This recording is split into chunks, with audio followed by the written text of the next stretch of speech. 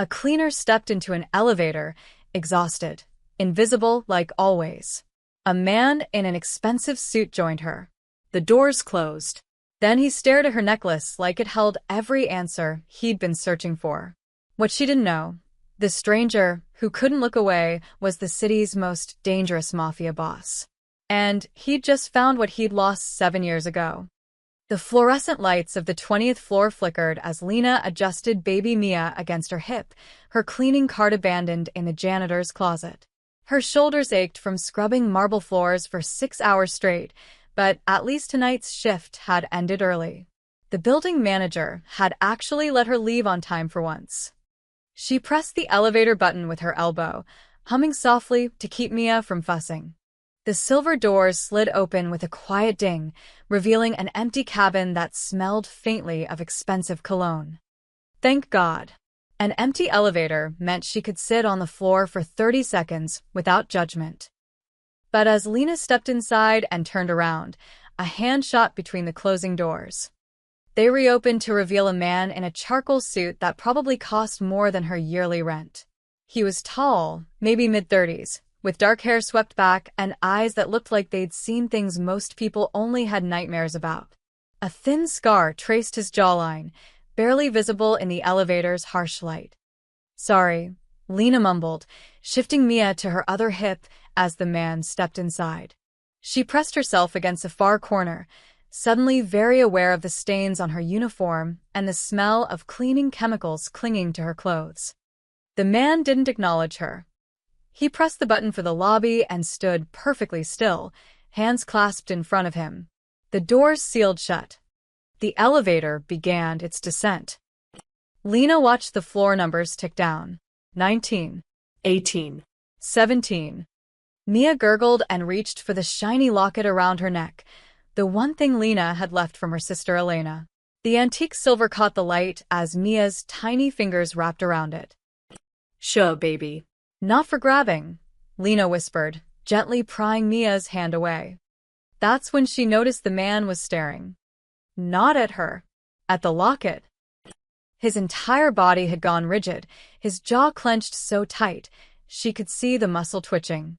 His eyes were locked on the necklace with an intensity that made her stomach drop. 16. 15. 14. The elevator groaned. Then the lights went out. Lena gasped as the cabin jolted to a complete stop, throwing her off balance. She caught herself against the wall, clutching Mia protectively to her chest. The baby started crying immediately, her wails echoing in the suddenly claustrophobic space. Emergency lighting flickered on, casting everything in a sickly yellow glow. It's okay, Lena whispered, bouncing Mia gently. Her heart was hammering. She'd heard stories about people getting stuck in elevators for hours. She couldn't afford hours. She had to pick up her second paycheck from the diner across town before they closed at midnight. Power outage, the man said. His voice was deeper than she expected, with a strange calmness that didn't match the situation. It'll resume in a few minutes. The building has backup generators. Lena nodded, not trusting her voice. She focused on soothing Mia, singing a lullaby her sister used to sing to her when they were children. Slowly, the baby's cries softened to hiccups. That necklace. Lena's head snapped up. The man had taken a step closer, his shadow stretching across the elevator wall like something alive. Where did you get it? There was something in his tone that wasn't quite a question, more like an accusation. It was my sister's, Lena said, instinctively covering the locket with her hand. Why? The man's face had gone pale under the emergency lights. He was staring at the necklace like it was a ghost, his composed mask cracking to reveal something raw underneath. Your sister, he repeated slowly. What was her name? Warning bells screamed in Lena's head. She'd lived in this city long enough to know when someone was dangerous, and every instinct told her this man was. The expensive suit, the scar, the way he held himself like violence was just another language he spoke fluently. I don't think that's your business, she said quietly, turning her body to shield Mia. The elevator shuddered. The lights flickered once, twice, then stabilized. With a mechanical whir, They began moving again. 13, 12, 11. The man hadn't moved. He was still staring at her now, really looking at her face for the first time.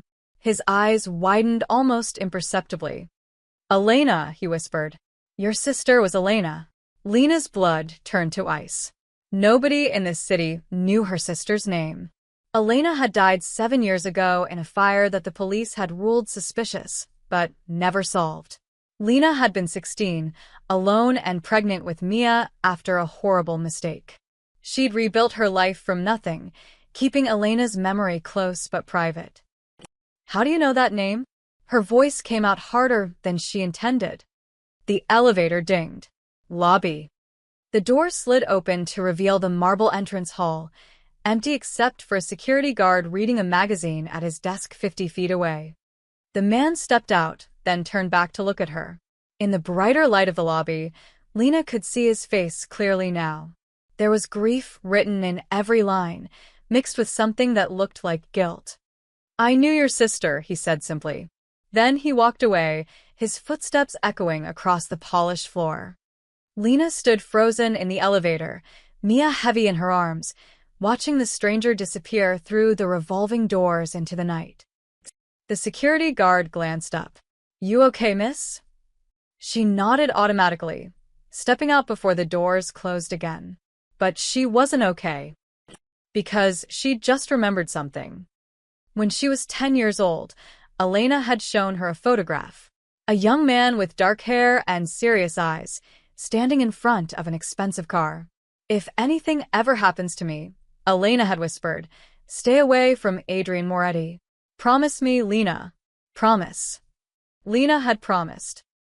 And now, 17 years later, she was almost certain she'd just been trapped in an elevator with him. She looked down at the locket in her palm. In the lobby's bright lights, she could see the tiny engraved crest she'd always assumed was just decorative. It looked exactly like the cufflinks the man had been wearing. Outside, a black car pulled away from the curb, and Lena had the distinct feeling that her quiet, invisible life had just ended. Adrian Moretti sat in the back of his car, staring at his hands. They were shaking. His hands never shook.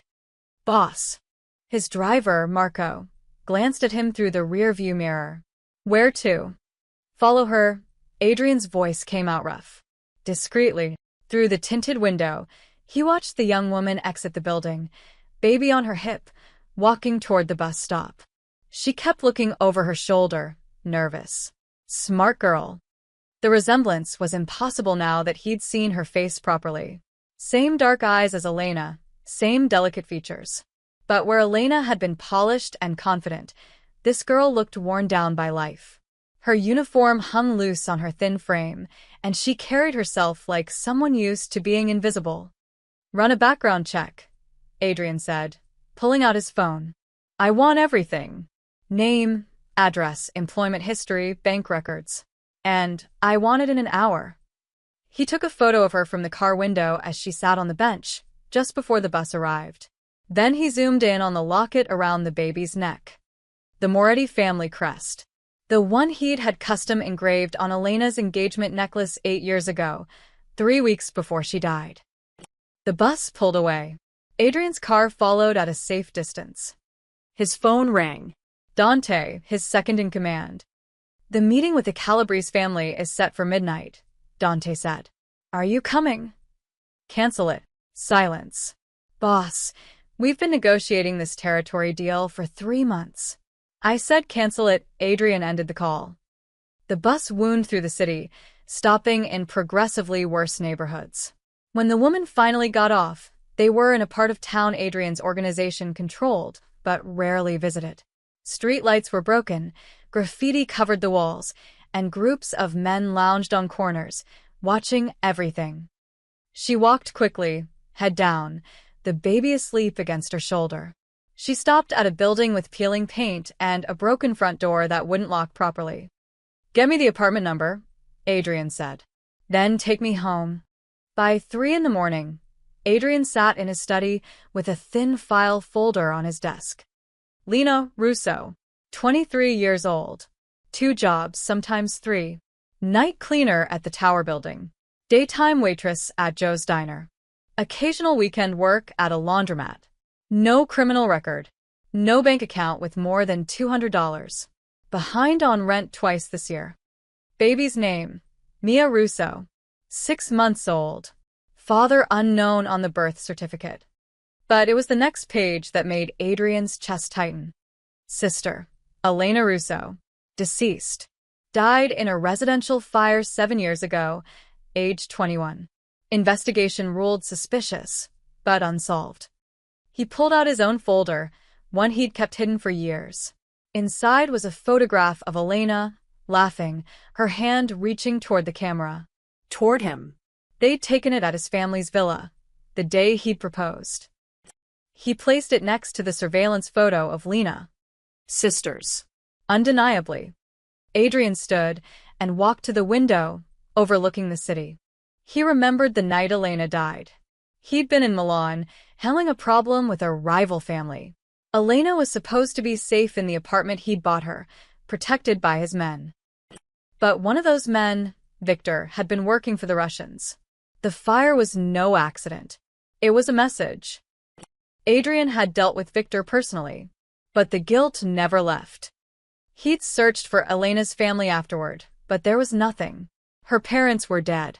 No siblings listed in any records. She told him once she had a little sister, but that was years before they met, and Elena never wanted to talk about her childhood.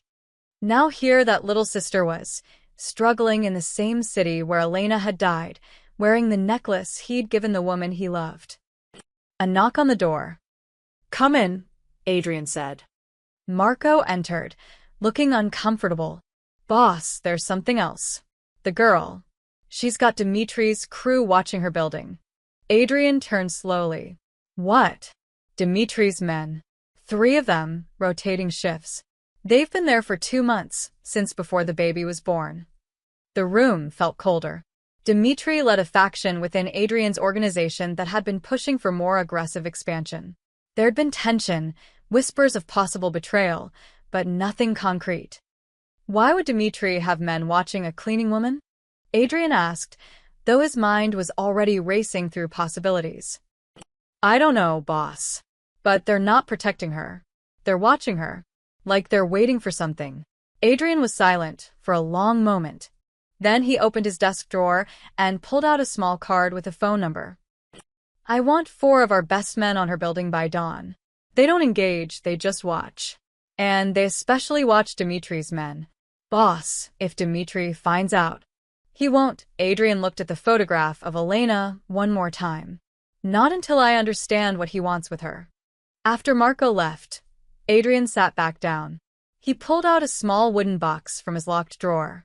Inside was a baby toy, a little silver rattle with the Moretti crest engraved on the handle. He'd bought it years ago, dreaming of the children he and Elena would have. Tomorrow, he'd return it to Lena. Not because she dropped it, she hadn't. But because he needed to see her again. He needed to understand why Dimitri was interested in a girl who should mean nothing to anyone. And he needed to know if Lena remembered him at all, or if she'd been too young when Elena had been alive. Outside his window, the city slept. But Adrian Moretti didn't sleep that night. Lena was feeding Mia mashed bananas when someone knocked on her door. She froze, spoon halfway to the baby's mouth. Nobody knocked on her door. Ever. Her landlord just taped eviction warnings to it, and she had no friends in this building. Another knock. Firmer this time. She set down the spoon and walked quietly to the peephole, Mia gurgling in the high chair behind her. Through the scratched glass, she saw him. The man from the elevator. Adrian Moretti. In her hallway. Lena's heart slammed against her ribs. She looked around her tiny apartment as if it might offer escape. The window led to a 4-story drop. The door was the only way out. Miss Russo, his voice came through the door, calm and measured. I'm not here to hurt you. I just want to talk. How did he know her name? How did he know where she lived? Go away, she called out, trying to sound braver than she felt. Or I'll call the police. Please. I brought something for your daughter. Against every instinct screaming at her to stay quiet, Lena cracked the door open, keeping the chain lock engaged. Through the gap, she could see him clearly. Same expensive suit, different color. Gray today. His hands were visible, holding a small silver rattle. "You dropped this," he said. "In the elevator." Lena stared at it. "No, I didn't." "Then perhaps your sister would have wanted your daughter to have it." The words hit her like a slap. Lena's fingers tightened on the door. "You need to leave. Now." 5 minutes. "That's all I ask." His dark eyes met hers through the gap. "Your sister Elena deserves that much, doesn't she?" Lena hesitated. She should slam the door. She should scream. But Elena's name on his lips made her chest ache with a loneliness she'd buried for 7 years. She closed the door, unlatched the chain, and opened it again. Adrian stepped inside, and the apartment seemed to shrink around him. He glanced around, at the peeling wallpaper, the second-hand furniture, the baby toys scattered on the worn carpet. His expression didn't change, but something flickered in his eyes. Pity, maybe, or guilt. "Nice place," he said. "Don't." Lena crossed her arms. "Just say what you came to say." He walked to the small window overlooking the street, careful not to stand directly in front of it. "Old habit, probably. The necklace your daughter wears. I gave it to Elena 8 years ago when I asked her to marry me." The world tilted slightly. "You were engaged." For 3 weeks, he turned to face her. Then she died. Lena sank onto her threadbare couch. Mia babbled from the kitchen, happy in her high chair. "Elena never mentioned. She never told me about any engagement." "How old were you when she died?" 16. "We'd been apart for years before that. Foster care separated us after our parents died. I saw her maybe twice between age 12 and the fire." Lena's voice cracked. "But she sent me letters. Every month. Never mentioned you once." Adrian's jaw tightened. "She was protecting you. From my world." "Your world," Lena repeated. "You mean the mob." He didn't deny it. "The fire that killed Elena wasn't an accident. It was an attack meant for me. She died because someone wanted to hurt me." The words hung in the air like smoke. Lena had always suspected the fire was no accident, but hearing it confirmed made her stomach turn. "Why are you telling me this?" she whispered. "Because I need to know." He stopped, seeming to choose his words carefully. "Has anyone else approached you? Asked questions about Elena, or about you?" "No." "Nobody knows about Elena except me. I don't even use our old last name anymore." Lena paused. "Why?" Adrian moved away from the window. "There are men watching your building. Dangerous men. I don't know why yet, but I will find out." The blood drained from Lena's face. "What men? Have you noticed anything strange? People following you?" The same faces appearing multiple times. Lena thought back over the past weeks. There had been a man at the bus stop who seemed to be there every night. Another one at the laundromat, always in the corner, never actually washing clothes. She'd thought she was being paranoid. "Oh God," she breathed. "Why would anyone watch me? I'm nobody. You're Elena's sister. That makes you someone." He reached into his jacket and pulled out a card. "If you see anything suspicious, call this number. Day or night." Lena took the card with shaking fingers. No name on it, just a number. Adrian walked to the kitchen doorway and looked at Mia, who beamed at him, bananas smeared across her face. Something in his expression softened. "How old?" 6 months. "She has Elena's smile," he said quietly. Then he set the silver rattle on the counter. "The offer stands, Miss Russo. You need help, you call." He moved toward the door, then stopped. "One more thing. The men watching you, don't let them know you've noticed. Act normal. I'll handle it." "Why do you care what happens to me?" Lena asked. Adrian looked at her for a long moment. "Because I couldn't save your sister. Maybe I can save you." Then he was gone, the door clicking softly behind him. Lena sat in the silence, Mia's happy sounds the only noise. She looked at the silver rattle gleaming on her counter, at the card with its anonymous number. Elena had told her to stay away from Adrian Moretti. But Elena was dead, and Lena was being watched by dangerous men. And the only person offering help was the man her sister had warned her about. Adrian stood in the ruins of what had once been the Marchesi estate, 40 miles outside the city. Vines crawled through broken windows, and the smell of old ash still clung to the blackened walls even after 7 years. This was where Elena had died. He'd bought the property after the fire, unable to let strangers own the place where she'd taken her last breath. He came here sometimes when the guilt got too heavy. "Why am I here, boss?" Marco asked, uncomfortable. He'd been Adrian's driver that night, too, the night they'd gotten the call about the fire. "Because I missed something." Adrian walked through what used to be the main hall. Elena wasn't supposed to be here that night. She was supposed to be at the apartment in the city. Maybe she changed her mind. Elena never changed her mind without telling me. Adrian stopped at the base of a collapsed staircase. Pull the old police reports. Every witness statement. Every piece of evidence. Something doesn't fit. While Marco made calls, Adrian climbed carefully up the remains of the stairs. Elena's room had been on the second floor, the east wing. He'd only been here twice before she died. She'd said the old mansion gave her peace, space to think away from his chaotic world. The floor creaked dangerously under his weight, but he made it to what was left of her room.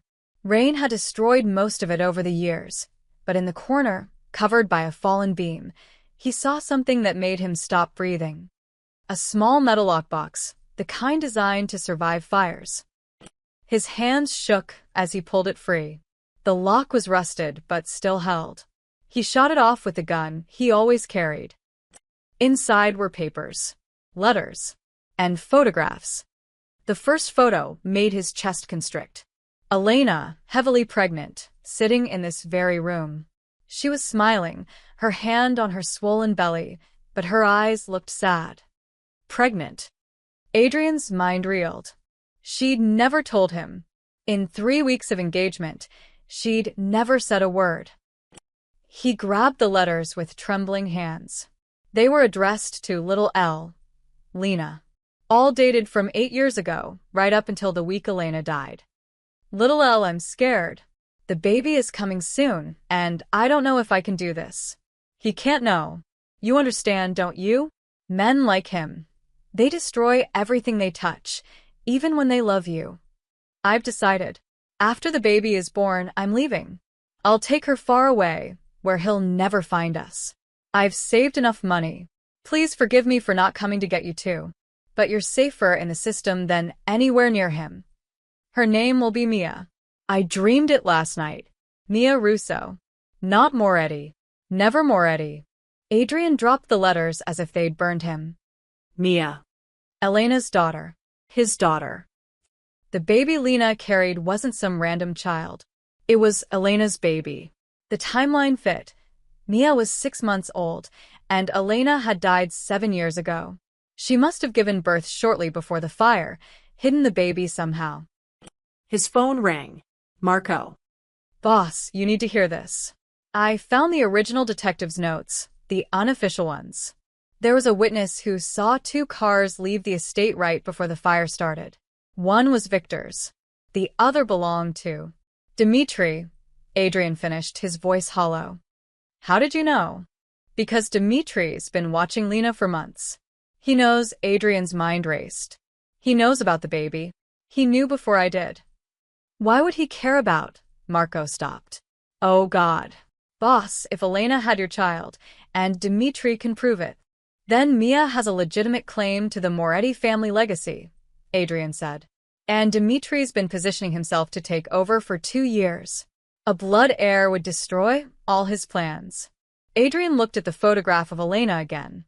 She died protecting their daughter, keeping her existence secret. And somehow, the baby had ended up with Lena. He pulled out his phone and called his lawyer. "Vincent, I need a DNA test arranged. Discreet. Today."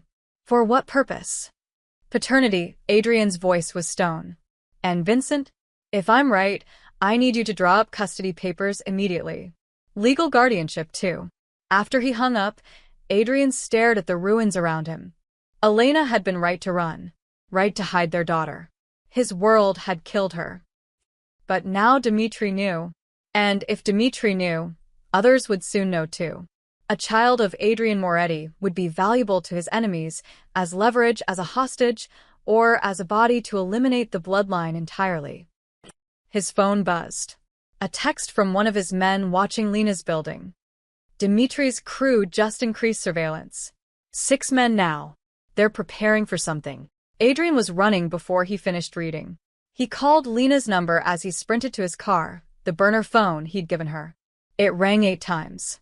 No answer. He called again. Nothing. Marco, get to Lena's apartment. Now. They were 20 minutes away.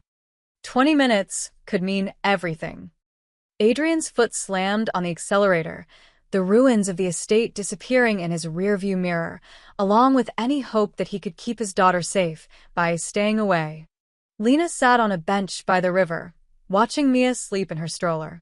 She'd left her apartment through the back fire escape after spotting 4 men loitering outside her building. Her hands still shook. She'd called in sick to both jobs, packed a bag, taken the emergency $300 from the coffee can under her sink. She didn't know where to go, but she knew she couldn't stay. The burner phone Adrian gave her sat heavy in her pocket. She'd almost called it a dozen times. There you are. Lena spun around. Adrian stood 20 feet away, breathing hard like he'd been running. His perfect suit was wrinkled, his hair disheveled. Behind him, she could see a black car parked illegally on the grass. How did you find me? She asked. Your phone has a tracker. He walked closer, his eyes scanning the park, the trees, every shadow. We need to talk. Now. About how you've been tracking me? About Mia. Adrian stopped in front of the stroller, staring down at the sleeping baby. His face had gone pale. About who she really is. Something in his voice made Lena's stomach drop. What are you talking about? Adrian pulled a photograph from his jacket and handed it to her. Lena took it with trembling fingers. It was Elena. Pregnant. Very pregnant. Where did you get this? Lena whispered. From the estate where she died. There were letters too. To you. Adrian's voice was rough. Elena was 8 months pregnant when she died. She gave birth to Mia days before the fire. The world spun. Lena gripped the bench. That's impossible. I found Mia at a fire station. Someone left her there with a note. She stopped, her mind racing back. The note had said, her name is Mia. Keep her safe. Tell her about Elena. Oh my God, Lena breathed. The men watching your building, Adrian continued, his words coming faster now. They're not there by accident. They know Mia is Elena's daughter. My daughter. Lena's head snapped up. Elena was pregnant with my child. She was going to leave me, take Mia and disappear because she thought my world would destroy them, his voice cracked. She was right. My world killed her anyway. Lena looked down at Mia, seeing her differently now. The dark hair, the serious expression even when she slept. Not random features, Adrian's features. Why didn't Elena tell you? Lena asked quietly. Because she was terrified. The letters, she wrote that men like me destroy everything we touch. Adrian's hands clenched into fists. And the man watching you now, Dmitri, he's from my organization. If he can prove Mia is my biological daughter, she becomes a threat to his plans to take over. Then what does he want with her? Adrian met her eyes, and the answer was written in his expression before he spoke. To eliminate her. She's the only legitimate blood heir to the Moretti family. Lena moved instantly, positioning herself between Adrian and the stroller. You stay away from her. I'm not the threat here. You're exactly the threat.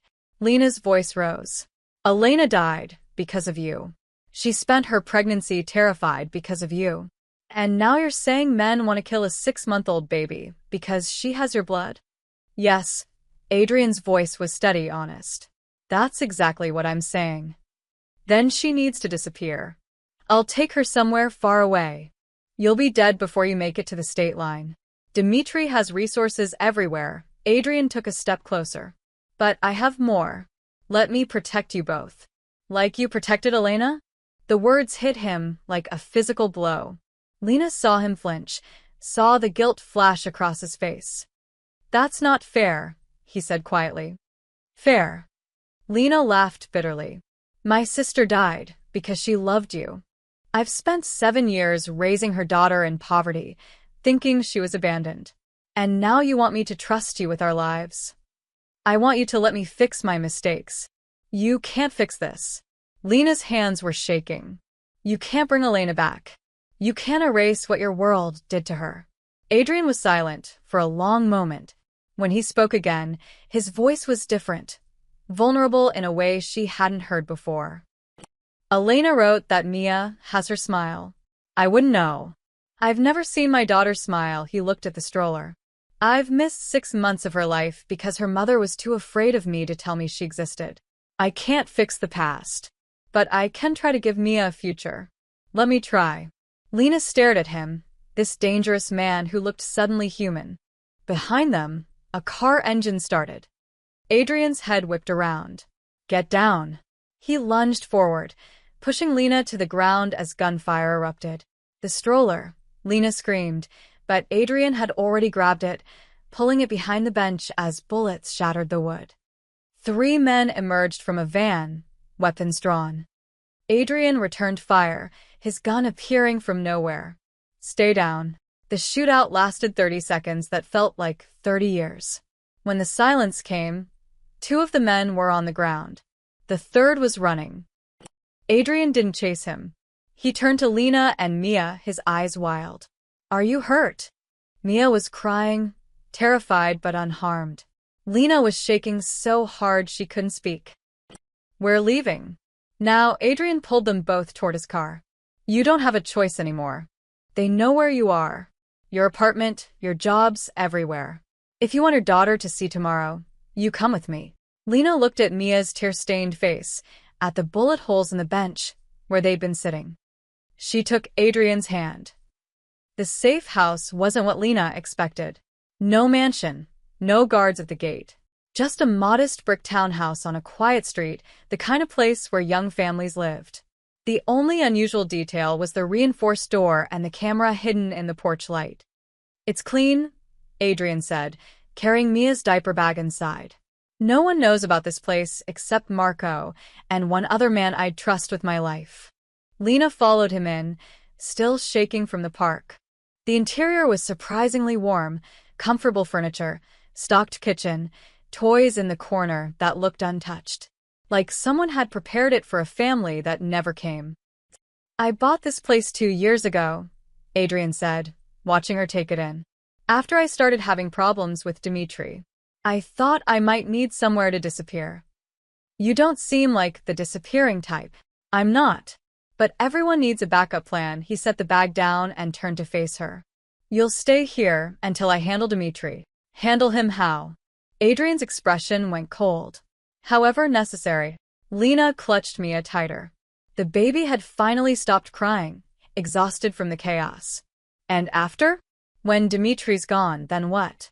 Then you're free to leave if you want. But Mia, he stopped, struggling with the words. I need to know she's safe.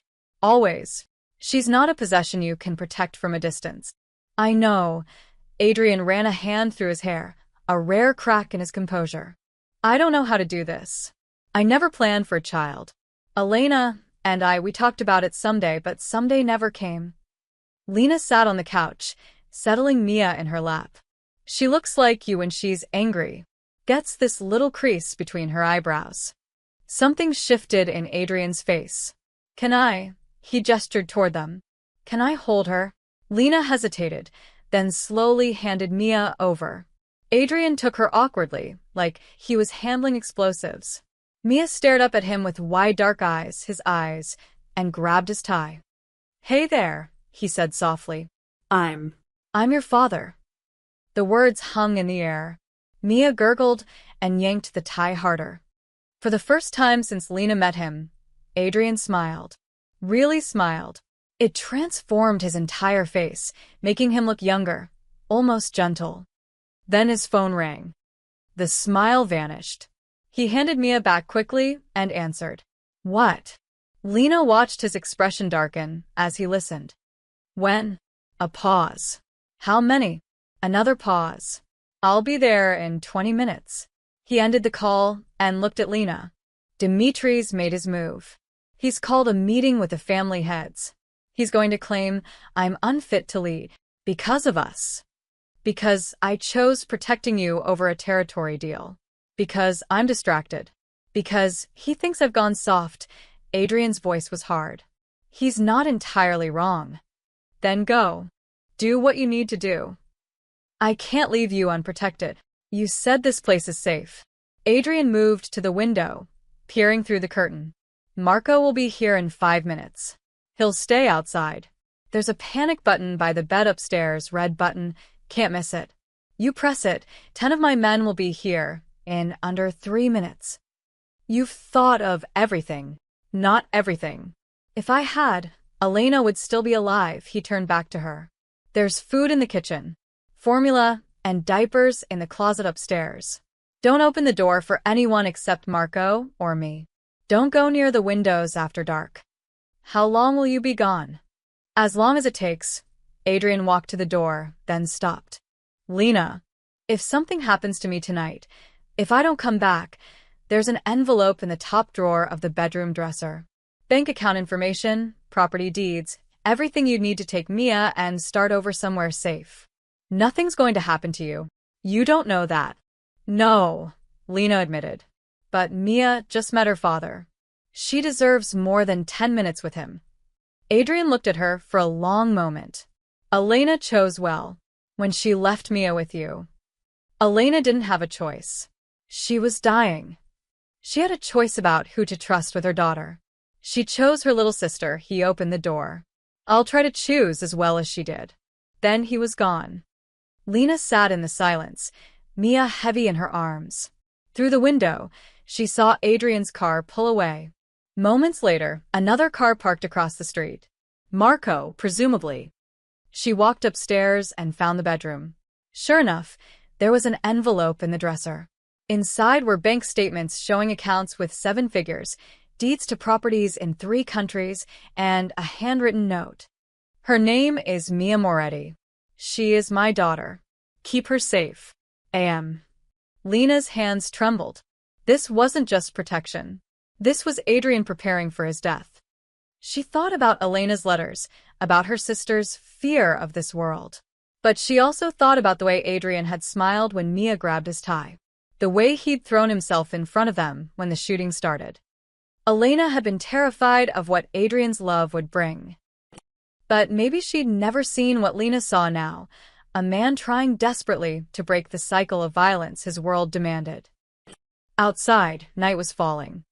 And somewhere in the city, Adrian Moretti was walking into a room full of men who wanted him dead. Adrian returned at 3 in the morning, blood on his knuckles and exhaustion in his eyes. Lena was still awake, sitting in the dark living room with Mia asleep on her chest. She'd been unable to sleep, jumping at every car that passed, every distant siren. You're alive, she said. Disappointed. He tried to smile, but it didn't reach his eyes. Your hand is bleeding. Adrian looked down at his knuckles like he'd forgotten about them.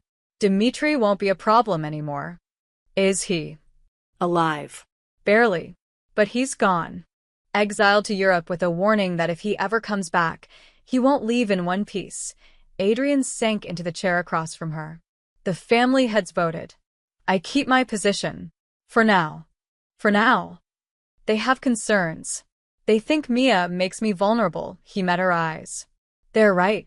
Lena adjusted the sleeping baby. So what happens now? Now we wait. Make sure Dimitri's people fall in line. Make sure no one else gets ideas. He leaned back, closing his eyes. Could take a few days. Maybe a week. You're staying here? I'm not leaving you unprotected again. Over the next 5 days, Lena watched Adrian Moretti transform. The first morning, he woke before her and made coffee. Not expensive espresso from some machine, just regular drip coffee in the modest kitchen. He'd taken off his suit jacket, rolled up his sleeves. He looked almost normal. I don't know what babies eat, he admitted when Mia woke up. Formula.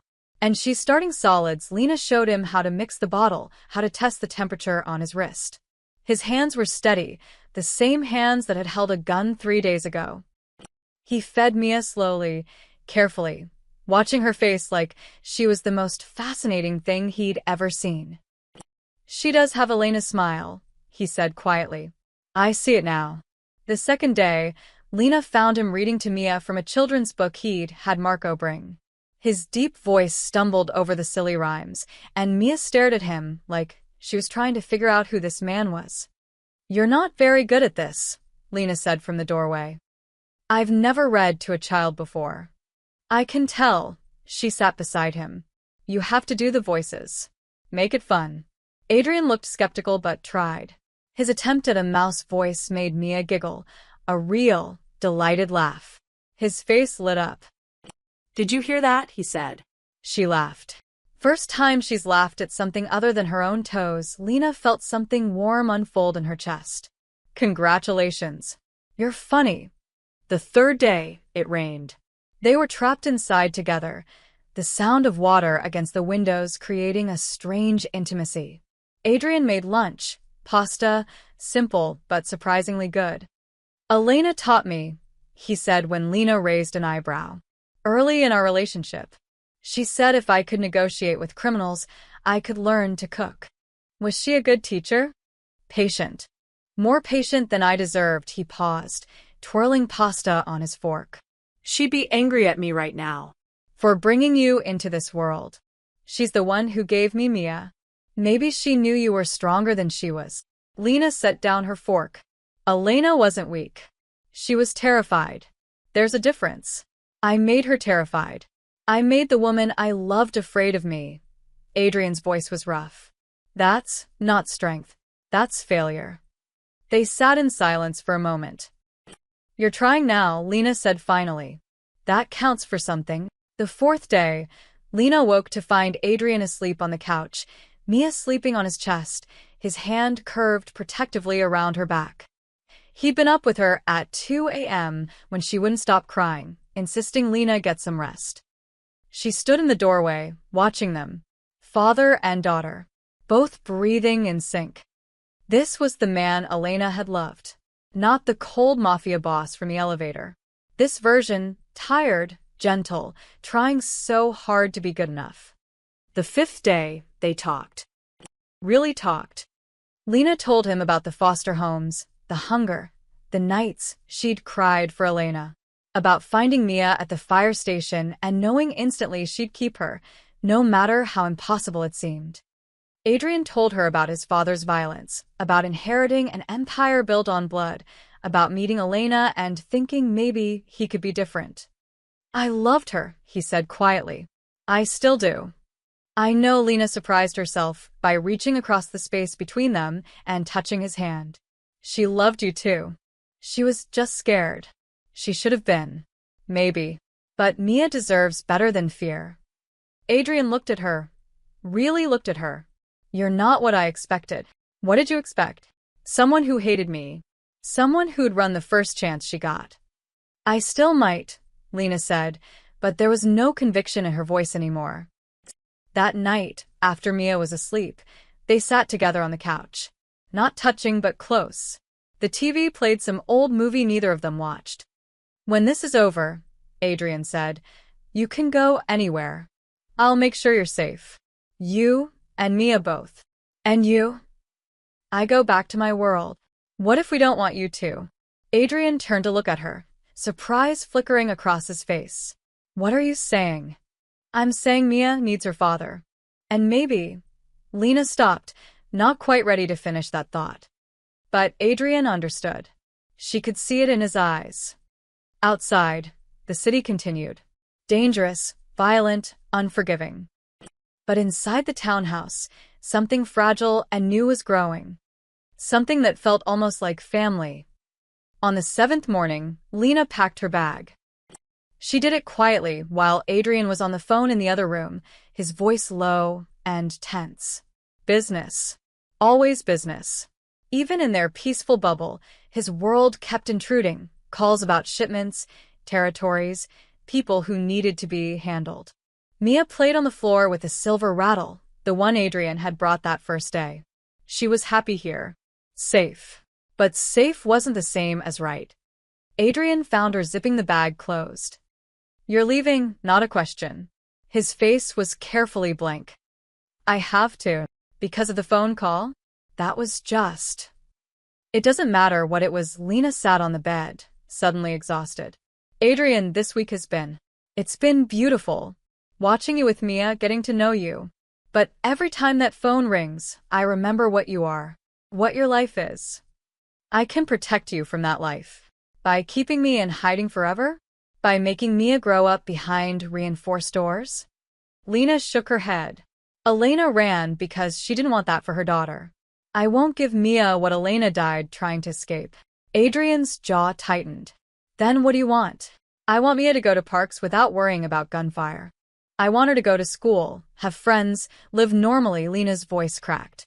"I want her to have a father, but not if it means she has to be afraid. I would never let anything happen to her." "You can't promise that."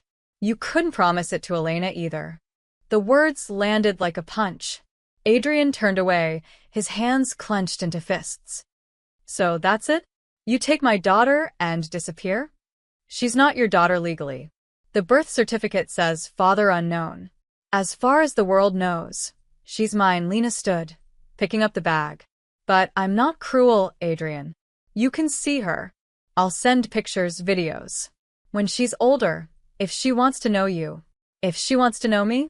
Adrian's voice rose. "I'm her father. Then, be a father." Lena shot back. "Not a mafia boss who visits when it's convenient. Not someone she has to be protected from knowing. Actually be there." "How?" "By leaving everything? Walking away from my family's legacy." "Yes." Lena's eyes filled with tears. "Because that legacy got Elena killed. And it will get Mia killed too if you keep her in it." Silence filled the room. Downstairs, Mia started fussing. "I'll get her," Adrian said quietly and left. Lena sat on the bed, crying silently. This was the right choice. It had to be. She came downstairs 20 minutes later to find Adrian sitting on the floor with Mia, both of them surrounded by toys. He was teaching her to stack blocks, his large hands guiding her small ones. "I've been thinking," he said without looking up, "about what you said. Adrian, there's an apartment complex on the north side. Good neighborhood, good schools nearby. I own the building. The penthouse has been empty for 2 years." He finally looked at her. "It's yours. No rent. Just take it." "I can't accept that. It's not charity. It's for Mia. She deserves stability." He paused. "There's also a job. My lawyer needs an office manager.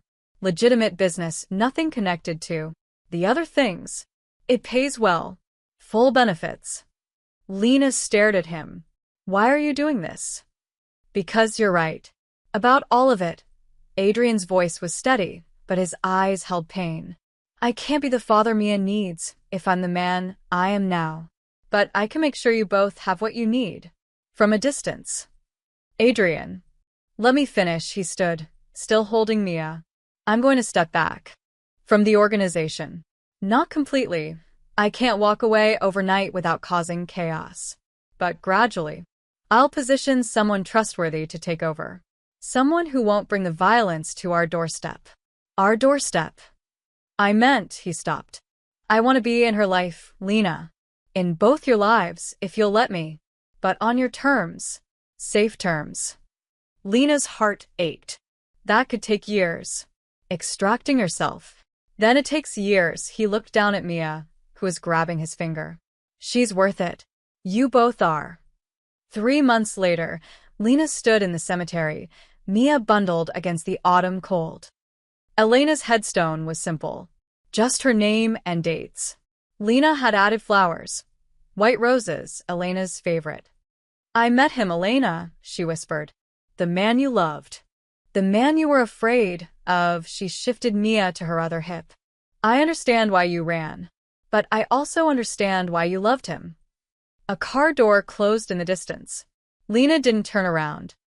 She heard footsteps approach, then stop several feet behind her. Lena, Adrian's voice soft. I didn't know you'd be here. I come every Sunday. He moved to stand beside her, holding a single white rose. He placed it on the grave carefully. I'm sorry, he said to the headstone. For everything. They stood in silence. Mia reached for Adrian, and he took her, holding her close. The Calabrese deal is finalized, he said quietly. Marco's taking over that territory. I signed the papers this morning. That's the third one this month. 4 more to go. Then I'm out, he looked at her. I'm keeping my promise. Lena nodded. She believed him. Over the past 3 months, she'd watched him slowly, deliberately extract himself from his empire. It was dangerous work. Some men didn't want to let him go. But he was doing it anyway. For Mia. For her. For the future Elena had wanted, but never got to see. She smiled at her reflection today, Lena said. Just sat in front of the mirror and laughed at herself. Adrian's face softened. I'm sorry I missed it. Come to dinner tonight. I'm making pasta. The kind Elena taught me. Better, Lena surprised herself by smiling. The kind I'm teaching you. Adrian smiled too, real and warm. Mia grabbed both their hands, connecting them. In the distance, traffic hummed. The city continued its endless motion. Somewhere, Adrian's old world still turned without him. But here, in the quiet peace of the cemetery, 3 people stood together, bound by grief, by blood, by choice. Elena's story had ended in tragedy. But maybe, just maybe, theirs could end differently. Come on, Lena said, taking Mia back. Let's go home. Adrian followed her to the car, and for the first time in 7 years, the weight of the past felt lighter. Not gone. Never gone. But lighter. And that was enough.